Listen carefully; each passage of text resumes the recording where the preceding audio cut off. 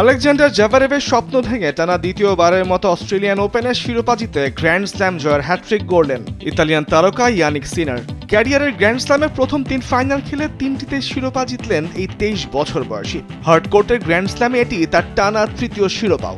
ইতালির এই তারকা টেনিসের উন্মুক্ত যুগে 8ম খেলোয়াড় হিসেবে গ্র্যান্ড স্ল্যামে ক্যারিয়ারের প্রথম 3বার চেয়ে বেশি ফাইনাল খেলে সব কটিতেই জিতলেন শিরোপা।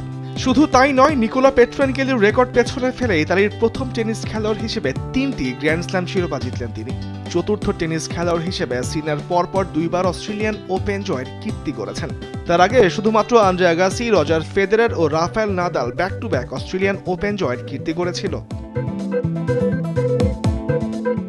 ফাইনালে দারুণ শুরু পান সিনার। তার প্রথম সার্ভটি হয় এইস। প্রথম সেট 6-3 গেমে জিতে চ্যাম্পিয়ন হওয়ার পথে এগিয়ে যান তিনি। তবে দ্বিতীয় সেটে ঘুরে দাঁড়িয়েছিলেন জাভারেভ। টাই ব্রেকার পর্যন্ত সেট গড়ালেও শেষ পর্যন্ত পেরে ওঠেননি জার্মানির তারকা। আর তৃতীয় সেট 6-2 গেমে জিতে জাভারেভের স্বপ্ন ভাঙেন সিনার।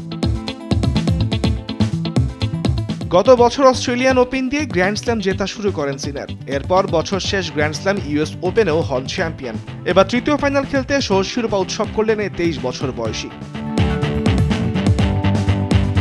তবে এদিন হ্যাট্রিক শুধু ইয়ানিক সিনারেরই হয়নি, অন্য এক দিক দিয়েও হ্যাট্রিক করেছেন আলেকজান্ডার জাভারেভ। জার্মান টেনিস তারকা ক্যারিয়ারের প্রথম 3টি গ্র্যান্ড স্ল্যামের ফাইনালে উঠেও হার নিয়েই মাঠ ছেড়েছেন। এর আগে তিনি হেরেছেন 2020 সালের ইউএস ওপেন আর 2024 সালের ফ্রেঞ্চ ওপেনের ফাইনাল। তামিমুর রহমান, স্পোর্টস ডেস্ক, দেশ টিভি।